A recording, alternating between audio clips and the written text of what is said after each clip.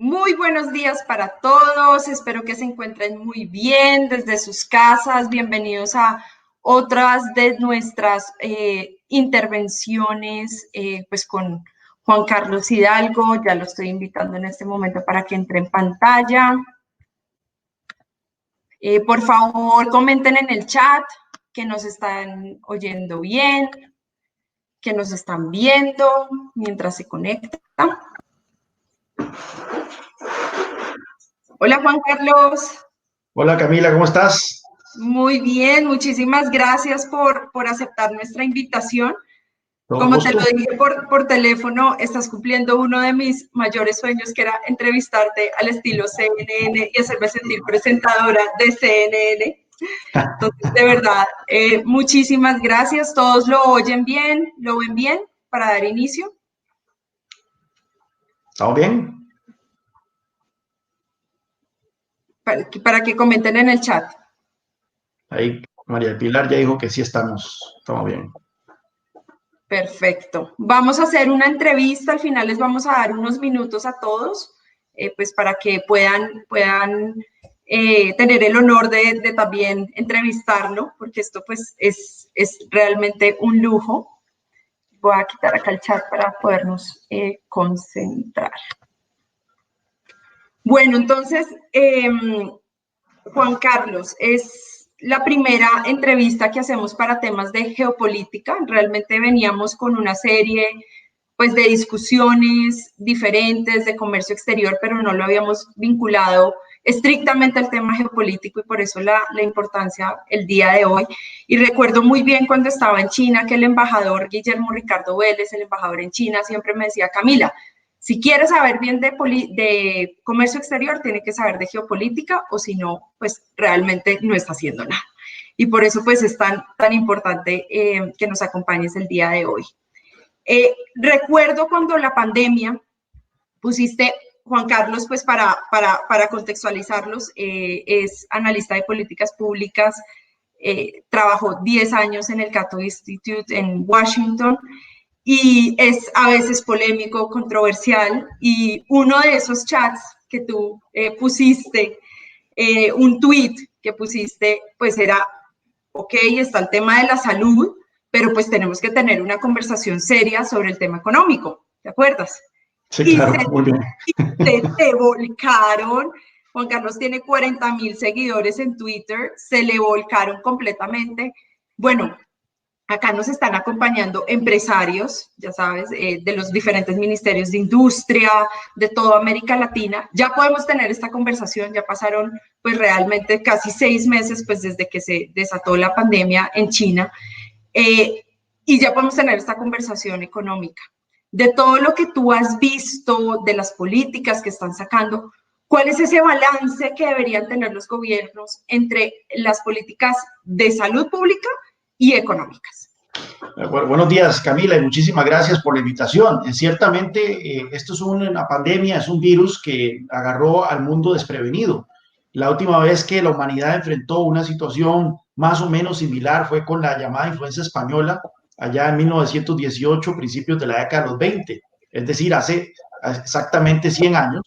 Así que no hay ninguna persona que esté viva y que tenga memoria de lo que ocurrió exactamente cuando la humanidad vivió un episodio similar. Las medidas de confinamiento que se tuvieron que aplicar en todo el mundo, empezando en China en enero, empezando por el año nuevo lunar chino, que fue como una primera visión de lo que le esperaba al resto del planeta. Eran industrias cerradas, comercios cerrados, medidas de cuarentena impuestas en todo, en la mayor parte del mundo, ciertamente tuvo un efecto brutal sobre la actividad económica. Y según los indicadores, según los pronósticos del Fondo Monetario Internacional, este segundo trimestre del año va a haber la mayor contracción económica jamás vista desde la Gran Depresión. La fe, la esperanza, es de que esta crisis va a ser una crisis en forma de V, es decir, que sí va a haber una profunda contracción, pero que rápidamente, a partir del tercer trimestre, vamos a ver una recuperación. Como dicen los gringos, the jury is still out. Todavía no tenemos claro si ese va a ser el caso. Lo que estamos viendo es que sí, en un primer inicio de esta pandemia, los gobiernos, viendo el desastre que ocurrió en Italia, viendo el desastre que ocurrió en España, viendo lo que luego sucedió en Reino Unido, lo que luego sucedió en Estados Unidos, la reacción de los gobiernos fue cerrar por completo sus países, imponer medidas de cuarentena muy estrictas, pero rápidamente el costo económico de estas medidas se hizo cada vez más evidente. Y yo creo que la discusión fue mutando, la discusión fue girando en torno a que sí, efectivamente, había que tomar medidas de restricción, de confinamiento muy estrictas en un inicio, pero no para derrotar al virus, sino para comprar tiempo contra el virus, puesto que este virus todavía no hay ninguna cura establecida, todavía no hay ningún tratamiento que haya sido demostrado que sea 100% efectivo. La mayor esperanza es de que haya una vacuna, pero va a haber una vacuna, si acaso, en 18 meses. Y eso es si todo sale bien. Entonces, la perspectiva de mantener las economías cerradas y medidas de confinamiento por 18 meses simplemente es imposible de avisorar. Y es por eso que entonces la discusión ha ido madurando hacia cómo ir transitando a este nuevo normal que se habla, en donde sí va a haber medidas de confinamiento, va a haber medidas de distanciamiento social, eso va a tener un impacto económico indudable, pero ya la posibilidad de volver a restricciones como las que tuvimos en marzo y abril, yo creo que ya no están sobre el tablero. Claro, perfecto. Y entonces eso nos lleva a la pregunta de, vamos a tener pues definitivamente un déficit fiscal en nuestras economías pues sin precedentes. Y viene la pregunta de cómo ves el futuro de la estabilidad jurídica versus el estrés de la política fiscal que van a ver nuestros países. Sí, fue Warren Buffett el que dijo que cuando la marea baja uno descubre quién se estaba bañando desnudo y quién no. Lo dijo en el contexto de las tasas de interés, ¿verdad? Cuando la Reserva Federal aumenta las tasas de interés, es cuando nosotros descubrimos qué tipo de inversiones se estaban haciendo con el contexto de bajas tasas de interés que no tenían sentido o que eran muy riesgosas. En este caso, se puede usar la analogía para hablar sobre una pandemia que azota a países que encuentra, ningún país estaba preparado para esta pandemia, pero unos estaban en mejores situaciones económicas que otras.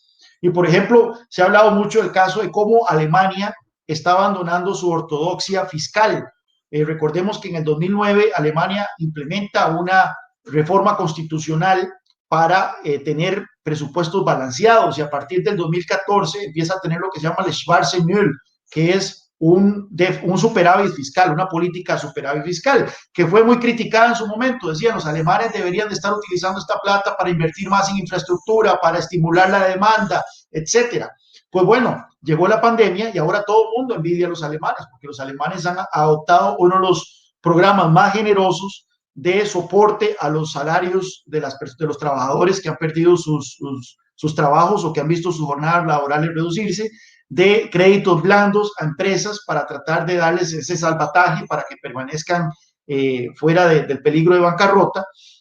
Y sin duda alguna, el ejemplo alemán es un ejemplo de por qué es tan importante la prudencia fiscal en tiempos normales. En América Latina vemos que los dos países que tienen una mejor posición fiscal y se han encontrado en una mejor posición fiscal para incurrir en este tipo de estímulos son Chile y Perú, que eran los países que tenían las mejores calificaciones de crédito en la región, mientras que otros países, en el otro extremo, estamos hablando de Ecuador, estamos hablando de El Salvador, por supuesto que Argentina, Venezuela y mi mismo país, Costa Rica, son los que se encuentran en una situación mucho más precaria y es ahí entonces donde está la discusión de salvataje del Fondo Monetario Internacional, readecuación de deudas. En el caso de Argentina ya incurrió en un default, el noveno en su historia, y lo que quiero decir con esto es que claramente este tipo de situaciones son impredecibles y es por eso que es tan importante la prudencia fiscal en tiempos normales.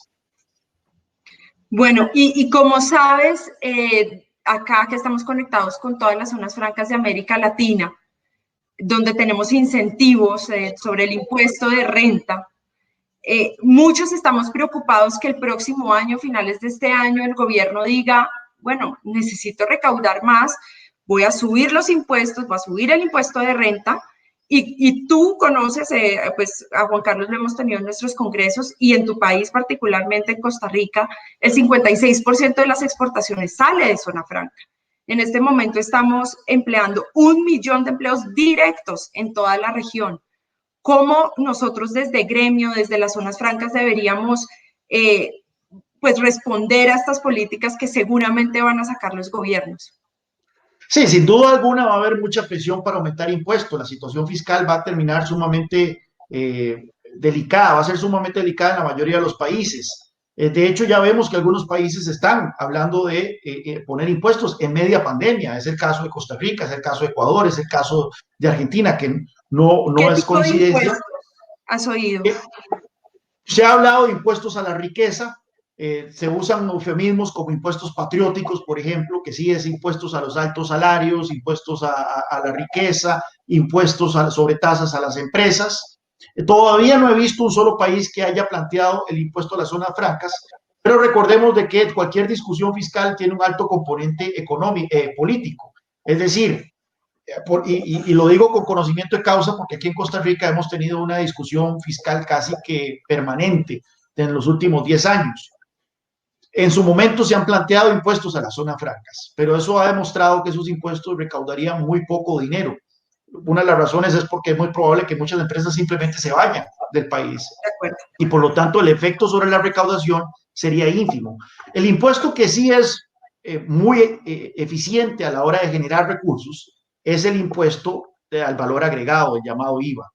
Entonces, ese es el impuesto que, por ejemplo, aquí en Costa Rica se está hablando de que hay que aumentar, pero como esto es una discusión política, no van a faltar voces, y esto no solo ocurre aquí en Costa Rica, sino en toda la región, no van a faltar voces que van a decir, bueno, el IVA es un impuesto regresivo, puesto que castiga el consumo, no hace diferenciación entre gente de altos recursos y gente de pocos recursos, y por lo tanto, si vamos a castigar a los consumidores, a los costarricenses, con un impuesto regresivo, deberíamos utilizar un impuesto progresivo para compensar o para por lo menos vender el aumento del IVA como un paquete. Y es por eso que no me extrañaría entonces que algunos gobiernos, tal vez de centro izquierda o izquierda, digan, bueno, si vamos a disimular el paquete del IVA, metámosles algunos impuestos que contenten a la base o que calmen a la base progresista. En ese caso, efectivamente, impuestos a la riqueza, a los grandes capitales, impuestos sobre tasas a las empresas, y sabemos de que el modelo de zonas francas es un modelo que le resulta bastante incómodo a ciertos sectores políticos en América Latina. Entonces, no sería de extrañar que tratar de meter un impuesto a las zonas francas esté dentro del mix de algunos gobiernos de la región. Sería totalmente contraproducente, nuevamente, no es un impuesto que probablemente le genere muchos ingresos, pero serviría para darle una mampara política a la idea de meter un impuesto que sí va a generarles ingresos, que es el aumento del valor agregado. Yo me quedo con las palabras del presidente uruguayo, Luis Lacalle Pou, que dejó muy claro de que la idea de aumentar impuestos a él le resultaba totalmente anatema durante esta crisis, porque es la empresa privada la que tiene que echarse sobre el hombro la reconstrucción de las economías latinoamericanas. Y ese es el ejemplo que deberíamos de seguir en el resto de la región. De acuerdo. Y mencionaste en una de tus entrevistas el tema del economista, el planteamiento del economista italiano sobre los ajustes fiscales. Me gustaría que lo expusieras acá porque me pareció extremadamente interesante. Bueno, y una nota triste, don Alberto Alesina murió hace 2 semanas, hace como 3 semanas. Oh, o sea, cuando De lo hecho, mencionaste. no, sí, de hecho mi columna salió como 1 o 2 semanas antes de su muerte, que ha generado bastante tristeza en el mundo académico, puesto que Alberto Alesina era uno de los economistas más prolíficos allá afuera, y de hecho, leyendo sus obituarios, se estimaba, se proyectaba de que él podría ser un ganador del premio en los próximos, así que sería terrible. Justo el año pasado él publicó un libro llamado Austerity, junto con 2 colegas italianos, en el cual ellos hacen un análisis, o más que nada no hacen un análisis, es el compendio de muchos años de trabajo principalmente Alberto Alesina con otros coautores, en el que analizan casi que 200 episodios de ajuste fiscal en países de la OECD. Y bueno, ya Colombia es país de la OECD, Colombia, Costa Rica Costa ahora. Rica está por ser el país de la OECD, en América Latina, Chile, México. Aquí son mayormente países desarrollados los que ellos analizan. De un periodo que va de 1970 al 2014. Y lo que hacen es dividir estos episodios de ajuste fiscal en dos grandes grupos. Uno que son basados mayormente en recortes de gasto y otros basados mayormente en aumentos de impuestos. Una de las cosas curiosas que ellos encuentran es que casi nunca se encuentra un ajuste fiscal que sea 50 y 50, que sea mitad ajuste, recorte de gasto y mitad aumento de impuestos. O se decantan abrumadoramente por recorte de gasto o se decantan abrumadoramente por aumento de impuestos. ¿Qué fue lo que encontraron? Porque mucho habla de una perspectiva keynesiana que un recorte de gasto es recesivo. A la hora de recortar el gasto, el Estado está retirando dinero de la economía y esto afecta la demanda agregada. Eso es lo que dicen los economistas. Aclaro que yo no soy economista, pero eso es lo que dicen por lo menos los economistas keynesianos. Entonces, al haber menos dinero en circulación, esto tiene un efecto sobre las empresas, tiene un efecto sobre el desempleo. Entonces, los economistas keynesianos siempre dicen recortar el gasto y principalmente en momentos de crisis es una pésima idea. ¿Qué fue lo que encontraron Alberto Alesina y sus coautores? Que efectivamente recortar el gasto, los ajustes fiscales basados en recortes de gasto tienen un efecto recesivo, pero es un efecto recesivo muy tenue y muy corto en el tiempo. Dice que en 1 o 2 años ese efecto tenue recesivo de un aumento, de un recorte de gastos, desaparece y la economía vuelve a su crecimiento normal. Mientras que los ajustes fiscales basados en aumentos de impuestos sí tienen un efecto recesivo profundo y más prolongado. Entonces, vea qué interesante. Entonces, el efecto sobre la economía, pero luego está el efecto fiscal. Al final de cuentas, la finalidad de un ajuste fiscal es balancear las finanzas estatales, impedir que la deuda siga creciendo como porcentaje del PIB. Lo que encontraron los autores es de que los ajustes fiscales basados en recortes de gasto sí tienen efectividad a la hora de desacelerar y estabilizar el crecimiento de la deuda como porcentaje del PIB.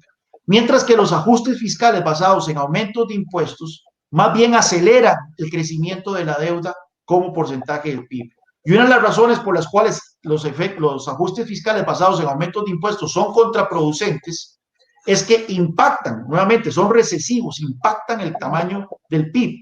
Entonces, recordemos que el PIB es el denominador en esa ecuación. Si el PIB se hace más pequeño, si se contrae, eso significa que la proporción de la deuda en relación al PIB aumenta y es por eso que hay un efecto contraproducente de los aumentos de impuestos. Entonces, esto nuevamente, esto no es una discusión ideológica, lo que ellos hacen en este libro es una discusión basada en la evidencia empírica de casi 200 episodios de ajuste fiscal en países de la OECD. La conclusión es contundente. Los ajustes fiscales basados en recortes de gasto son efectivos a la hora de cumplir su finalidad, que es estabilizar las finanzas estatales, y tienen un efecto sobre la economía que es menos nocivo que los ajustes fiscales basados en impuestos. No solo eso, Alberto Alesina es el padre de un concepto que se llama austeridad expansiva. Y eso quiere decir que si este proceso de austeridad se combina con otras reformas estructurales en cuanto a mercados laborales, aumento de la competitividad, aumento de los niveles de competencia, de regulación, etcétera, es decir, supply side economics, como se le dice en inglés, más bien ese efecto pequeño, recesivo de los recortes de gasto puede ser más bien expansivo, es decir, puede haber un efecto estimulante sobre la economía. Lo que ellos descubrieron es que la inversión privada reacciona muy positivamente a los recortes de gasto del sector público. Y una de las hipótesis de ellos, es de que la inversión privada reacciona positivamente porque entonces los inversionistas, los empresarios, ven que en el mediano y largo plazo la perspectiva de más impuestos desaparece. Y eso les permite entonces, recordemos que las empresas toman decisiones sobre inversión en el mediano y largo plazo, no pensando para el próximo año. Eso les permite entonces tomar decisiones en el mediano y largo plazo en base a una situación fiscal que ellos prevén que va a ser mucho más favorable. No, pues muchísimas gracias por esa respuesta. Creo que más de uno acá luego te va a contactar para que vayas a hablar con los congresos de cada uno de los países para defender el tema de zonas francas, porque efectivamente pues sí vamos a estar lamentablemente en la mira, pero con todos estos argumentos pues seguramente podemos convencerlos que definitivamente hay que darle un mensaje muy positivo a los inversionistas y más cuando los niveles pues están bajando a menos 40% y además hay que retener a los que ya tenemos. Y pasando a la siguiente pregunta, Juan Carlos, nosotros desde América Latina, pues hablamos mucho del reshoring, nearshoring, todas esas empresas, todas estas políticas que está sacando la administración Trump para que los países regresen a Estados Unidos. Tú que estuviste en Estados Unidos, que ves América Latina, ¿cómo ves el tema del nearshoring, del reshoring con las medidas que está tomando Estados Unidos? ¿Somos competitivos o no? Bueno, claramente esta pandemia ha venido a ponerle una nueva arista a esta política estadounidense, ha venido para ellos, desde el punto de vista de la administración Trump, ha venido a confirmar la virtud de estas políticas de tratar de traer de vuelta la inversión. Hemos visto que en esta pandemia se han enfrentado los países en cuanto al acceso de equipos médicos, de mascarillas, etcétera, y entonces muchos países han descubierto que no tenían capacidad doméstica para producir muchos de estos equipos y dicen, bueno, por una cuestión de seguridad nacional, ciertas industrias tienen que permanecer en el país. No podemos permitirnos el hecho de que haya incluso cadenas de producción que tengan fuerte componente chino, puesto que esto arriesga nuestra seguridad nacional en crisis como esta. Entonces, es de esperarse que incluso que si la administración Trump pierda las elecciones, va a haber un movimiento de Estados Unidos hacia tratar de consolidar su base productiva de vuelta en sus fronteras o por lo menos en países que no representen una amenaza para la seguridad nacional de Estados Unidos. Yo creo que en América Latina estamos bien posicionados para recibir inversión que probablemente salga del Asia, que salga principalmente de China, bajo presión de Estados Unidos para precisamente para evitar ese tipo de situaciones que puedan ser comprometedoras en materia de seguridad nacional. Antes de esta crisis, después de la crisis financiera del 2008-2009, se habló de que el mundo había entrado en un proceso de globalization. Y es que si nosotros vemos el crecimiento en los flujos comerciales y en los flujos financieros mundiales después de esa crisis, vemos que efectivamente hubo una ralentización importante. Ahora el temor es de que estamos entrando en un proceso de deglobalization. Y es que tenemos que tener en cuenta la perspectiva histórica, todas estas cadenas de producción que involucran decenas de países muchas veces para un solo producto, es un fenómeno relativamente reciente, es algo que empezó en los años 70, 80, si acaso, y por lo tanto el mundo ahora está cambiando y está descubriendo que en ciertas situaciones, en ciertas crisis como esta, no necesariamente es conveniente tener tanta difusión en cuanto a las cadenas de producción. Y es por eso entonces que el temor ahora es que entremos en una etapa de desglobalización. Es decir, que más bien en lugar de simplemente un crecimiento más tenue, vamos a tener una contracción y la traída de vuelta de muchas industrias a zonas geográficas particulares, tal vez no necesariamente a países en particular, no necesariamente que todas las empresas van a volver a Estados Unidos, pero que sí van a volver a una zona geográfica que se considere como una zona geográfica natural. En este caso, yo creo que América Latina debería posicionarse como una zona geográfica que Estados Unidos vea como segura y que tenga claro de que en caso de que una nueva emergencia, en caso de que una nueva crisis estalle en el futuro, que muchas de estas cadenas de producción que actualmente están muy expuestas en Asia tengan presencia aquí en América Latina y que por lo tanto puedan no representar una amenaza para la continuidad de la producción y para la seguridad nacional de Estados Unidos. Y ves con una política, pues en la reelección de Estados Unidos con una política demócrata o 4 años más de la actual administración, ¿ves que nos van a ver como esa zona segura de la que hablas? Creo que hay más posibilidades de que eso ocurra en una administración demócrata. nuevamente, usualmente, por lo menos en los últimos 40 años, era el Partido Demócrata el partido más proteccionista en Estados Unidos, pero eso ha cambiado con Donald Trump.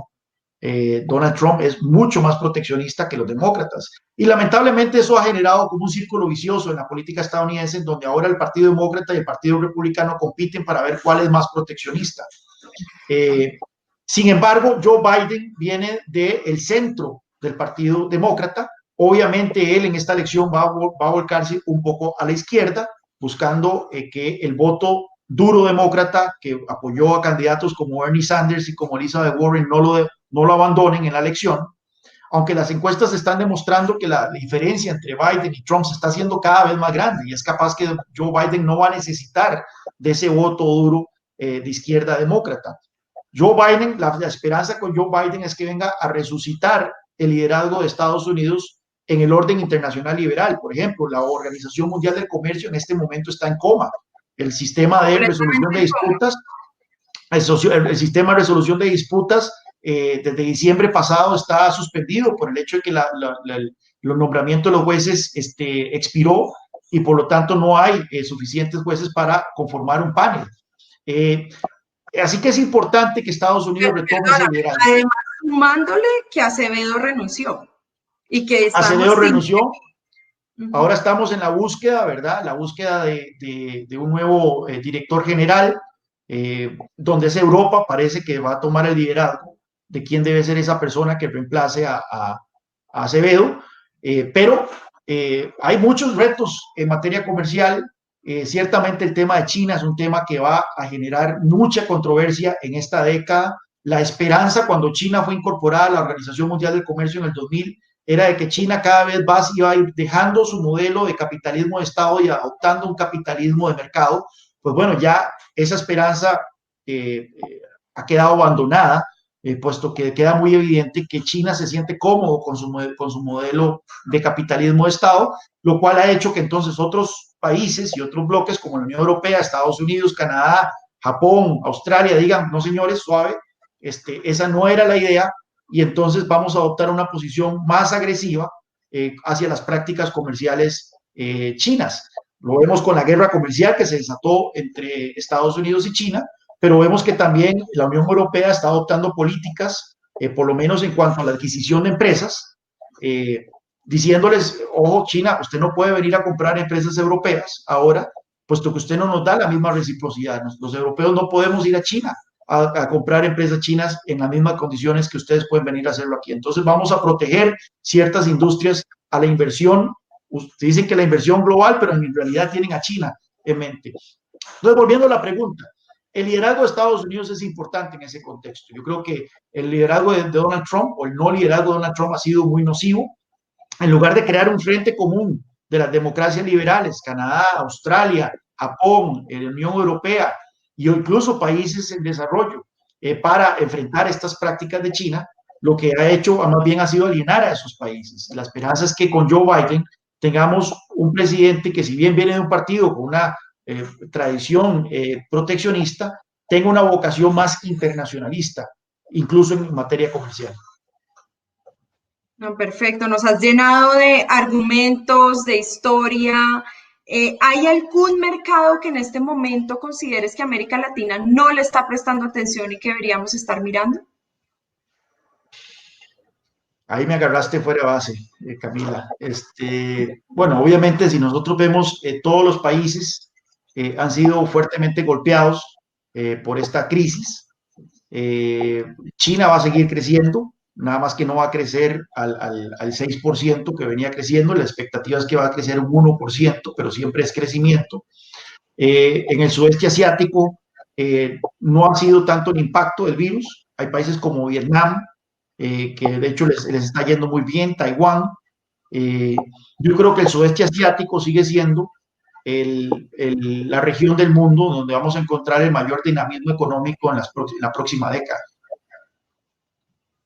Perfecto, seguimos mirando a Asia, bueno, aunque desde América Latina nunca hemos visto a Asia, pero deberíamos prestarle más atención. Y ya este tema un poco más controversial, que obviamente tiene que ver con comercio directo, pero que a mí personalmente, por el hecho de haber vivido en China, me preocupa tanto, y es Hong Kong. El tema de Hong Kong, China siempre dice, no se metan en mis asuntos internos. La Unión Europea está tomando una posición, Trump está montando otra posición, China no va a dejar que se metan con Hong Kong, y me preocupa que ese sea el catalizador de una guerra comercial aún más pronunciada en este siguiente semestre. ¿Tú cómo lo ves? Sí, lo de Hong Kong es sumamente complicado. Tenemos que partir de un punto fundamental en el análisis. Estamos lidiando con una China que es muy distinta a la China que recibió Hong Kong de los británicos en 1997. Los diversos análisis que he leído últimamente, y hay un ensayo que lo recomiendo de Francis Fukuyama sobre China, creo que es en el National Interest, hablan de que ha habido un cambio fundamental en la actitud de China hacia el mundo a partir del 2012, con la llegada de Xi Jinping al poder. Recordemos que el liderazgo chino, particularmente después de Mao y con Deng Xiaoping, lo que habló mucho era de un liderazgo modesto, de que China debería esperar a ser una potencia modesta, de que China had to for its time, es decir, tenía que comprar tiempo. Llegaría el momento en que muchos de estos temas territoriales, Taiwán, Hong Kong, iban a resolverse. Xi Jinping ha llegado con una actitud muy diferente. Xi Jinping ha dicho, ya China está aquí, ya es una potencia económica, ya se está consolidando como una potencia militar, y China ya no tiene por qué comprar más tiempo. Ya China tiene que ejercer su rol. Aparte de eso, desde un punto de vista histórico, ellos lo ven como un rol que les corresponde. Recordemos que China fue la principal potencia económica del mundo hasta inicios del siglo XIX. Luego vino la guerra del opio, lo que ellos catalogan como 100 años de humillación.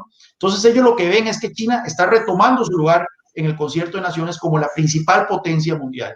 Y para ellos es obviamente un punto muy delicado que si vos vas a ser una potencia mundial, tener asuntos territoriales que no han sido lidiados, que no han sido resueltos. El caso de Taiwán es un caso muy peligroso. Recordemos que la Constitución china demanda que incluso una invasión militar de Taiwán en caso de que esa isla declare su independencia. Y el caso de Hong Kong, que bueno, había un acuerdo con los británicos que se suponía que iba a haber una transición de 50 años en donde China iba a respetar las libertades de Hong Kong y el modelo de gobierno en Hong Kong, pero que Xi Jinping ha dicho, no señores, ya Hong Kong tiene que incorporarse dentro de lo que es el sistema de gobierno chino, el régimen chino. Se trató de aplazar esa ley de extradición el año pasado, que generó esas protestas inéditas, y recordemos que Hong Kong ya estaba en recesión antes de la llegada del coronavirus, precisamente por ese caos político y civil que hubo en esa ciudad. Y ahora China dijo, bueno, ya que no vamos a lograr pasar esta ley de extradición, vamos a pasar esta ley de seguridad nacional, en donde, claro, básicamente lo que va a ocurrir es que Hong Kong se convierte en una ciudad china, más. No va a haber separación, no va a haber un sistema judicial independiente. Los órganos de seguridad de China van a poder operar libremente, los servicios secretos, la policía, etcétera, van a poder operar libremente dentro de Hong Kong, lo cual entonces va a socavar de una manera decidida el atractivo de Hong Kong como esa isla de libertad, de Estado de Derecho en el este asiático. Obviamente China hace esto ya porque las circunstancias han cambiado de la transición. Cuando a principios del 2000, Hong Kong representaba un 20% de la economía china. Hoy representa únicamente un 3% de la economía china. Entonces China puede dar el lujo de incurrir en políticas que probablemente sean contraproducentes desde el punto de vista económico, pero que para ellos es una cuestión de orgullo nacional. Es un tema que estaba por resolverse y bajo Xi Jinping ellos están decididos a resolverlo. Perfecto. Pero ¿no sientes que va a ser la gota que rebosó la copa? ¿Sobre qué? ¿Sobre la relación con Estados Unidos? Sobre una guerra comercial más pronunciada de lo que ya tenemos. No. La guerra comercial tiene muchas aristas. Está la arista netamente comercial, que es la incomodidad que siente la administración Trump con el déficit comercial que tiene con China. Luego está la arista de seguridad nacional, que ahí entra otra subarista, que es el tema tecnológico. Estados Unidos de repente se despertó y se dio cuenta que China les había comido el almuerzo en materia de tecnología 5G, entre otras, y es por eso que está tomando todas estas medidas contra Huawei. Entonces está un tema de seguridad nacional y de tecnológico, está el punto de vista financiero que todavía no ha estallado, que es el hecho de la amenaza latente de que Estados Unidos obligue a las empresas chinas que están listadas en la Bolsa de Valores de Nueva York a deslistarse, ¿verdad? A salirse del mercado estadounidense, lo cual podría tener serias repercusiones. Y bueno, y también está el aspecto geopolítico, claramente Hong Kong recibe preferencias comerciales por parte de Estados Unidos por tener un sistema de gobierno distinto a China. Ya Estados Unidos ha dicho que si se materializa esta ley, que ya fue aprobada por el Congreso Nacional Chino, si se materializa la implementación de esta ley, Hong Kong va a perder esos beneficios comerciales, puesto que para los ojos de Estados Unidos, Hong Kong va a ser una parte integral de la China comunista. Perfecto. No, pues Juan Carlos, de verdad, muchísimas gracias por este breve recorrido geopolítico en media hora por el mundo. Vamos a abrir ahora el chat para las personas que quieren hacer preguntas. Nos quedan 5 o 10 minutos máximo. Para que no, acabo de habilitar el chat por si quieren consultarlo ahí o si no en el Ask Question también.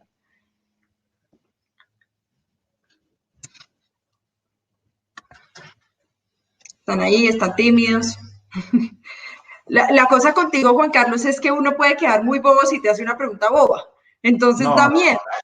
nada que... Bueno, muchas gracias, Alfonso, por el comentario. A mí, Jorge Díaz, de acá por el interno de la Zona Franca de Barcelona, me estaba preguntando que te preguntara que cómo ves la situación entre entre una Unión Europea débil y una Rusia fortalecida. Sí, bueno, en este momento Rusia y Putin no la tienen no les está yendo bien, ¿verdad? De hecho, la popularidad de Putin ha caído de manera significativa.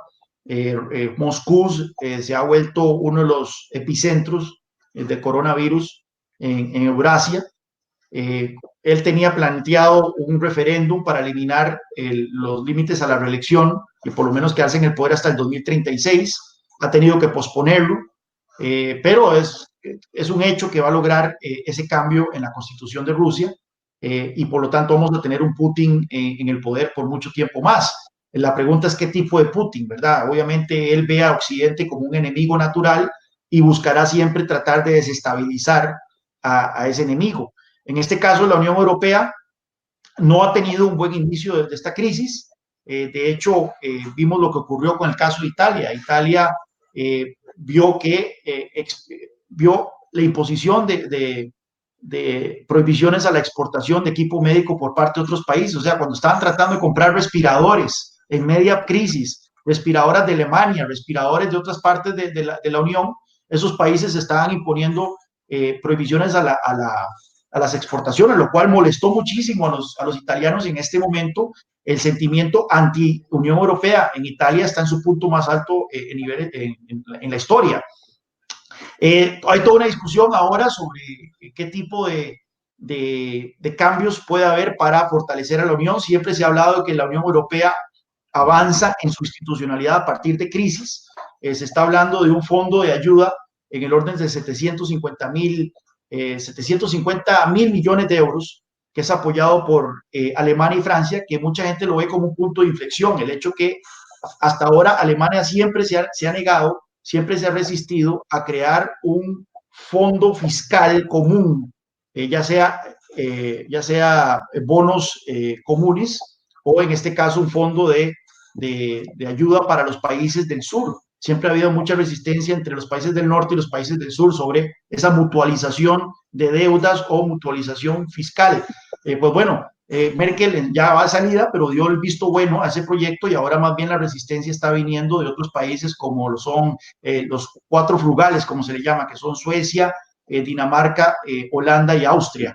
Pero hay toda una discusión sobre cuál es ese futuro. Lo cierto es que estas crisis cada vez exponen fallas en el andamiaje de la Unión Europea que se resuelven mediante más unión, y eso es el rumbo inevitable al cual se dirige ese bloque. Vale, mil gracias. Acá Gustavo González, nuestro presidente, de la asociación está preguntando: hola Juan Carlos, ¿qué opinión te merecen las denominadas tasas Google que se están imponiendo en Europa? Sí, bueno, hemos visto que Estados Unidos ha resistido estas tasas. Francia impuso una. No tengo los detalles de cómo lo hizo Francia, pero según los reportes que leí, lo habían hecho de tal manera que únicamente afectara a empresas estadounidenses y no afectara a empresas francesas. Entonces, eso generó una reacción virulenta por parte de la administración Trump, que amenazó con aranceles a productos franceses, y lo cual hizo que entonces Francia, según tengo entendido, suspendiera temporalmente la aplicación de esa tasa y que prometiera que esto es un tema que se va a dirimir dentro del contexto de la OSD. Al parecer va a haber una discusión dentro de la OSD para ver cómo se puede aplicar una tasa digital. Parece que hay un buen ambiente Súper, dentro de varios países en esa dirección. perfecto, mil gracias. Juan David Martínez, ¿cómo es el factor de las nuevas tecnologías y su aplicación, por ejemplo?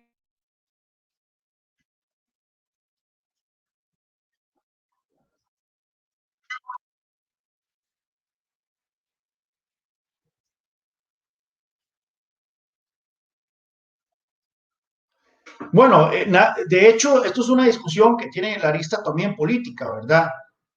Una de las, mencionábamos que una de las esperanzas era que China se convirtiera cada vez más en una economía de mercado. También otra de las esperanzas era que conforme China abrazaba el capitalismo, iba a haber un crecimiento exponencial de la clase media china que eventualmente iba a forzar la mano del Partido Comunista de ese país, iba a forzar un proceso de democratización. Lo que hemos visto es que China más bien ha endurecido su dictadura gracias a la tecnología. O sea, la tecnología le ha brindado un poder de control al Partido Comunista Chino que no tenía Stalin, que no tenía Mao, que no tenían otros dictadores en el pasado. Reconocimiento facial, todo tipo de inteligencia artificial, todo tipo de tecnologías que simplemente son tenebrosas en las manos una persona o un partido que busca el control absoluto de la sociedad.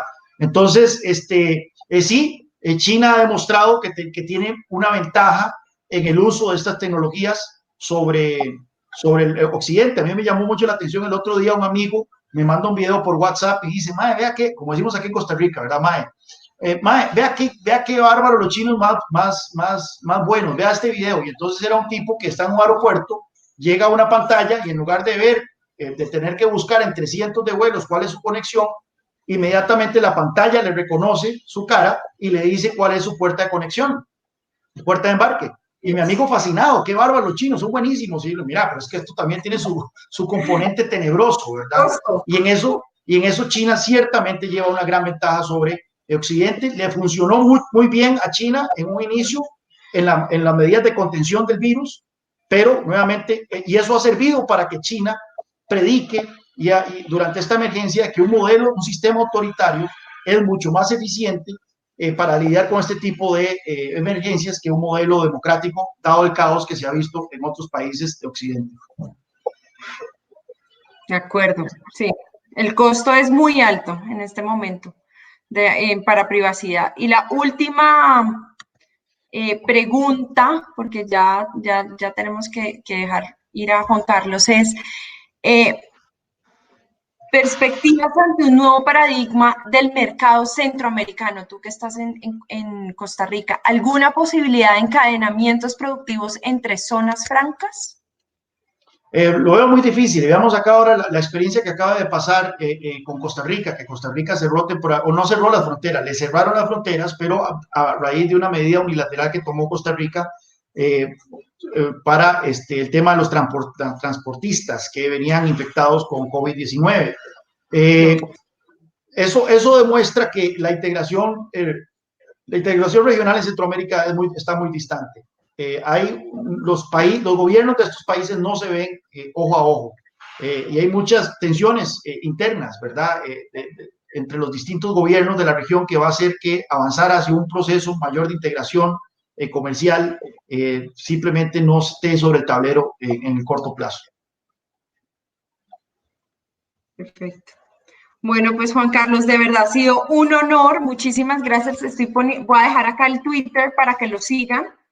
Es muy activo, súper interesante ver las charlas cuando hablan CNN, en NTN 24, todos los jueves o los viernes. ¿Es los jueves o los viernes que hablas en NTN Mayormente 24? los viernes, en Club de Prensa. En Club de Prensa, columnista de La Nación. Entonces, pues Juan Carlos, pura vida, como Muchas dicen en gracias, Costa Camila. Rica. Chévere. Y de verdad, muchísimas gracias por acompañarnos. Una discusión muy enriquecedora. Pasamos pues por todo el mundo. Creo que nos llevamos muchos argumentos, las zonas francas, pues para todo lo que se nos viene, porque si hasta ahora ha sido difícil, lo que falta, creo yo que también va a ser muy, muy difícil. Y nos has llenado de argumentos pues para el Congreso, para hablar con los ministros y demás. De verdad, muchísimas gracias, Juan Carlos, por acompañarnos el día de hoy. Un placer. Estamos a la orden, Camila. Y para todos queda grabado, no se preocupen, la grabación se las estaremos enviando esta misma tarde. Gracias. Chao.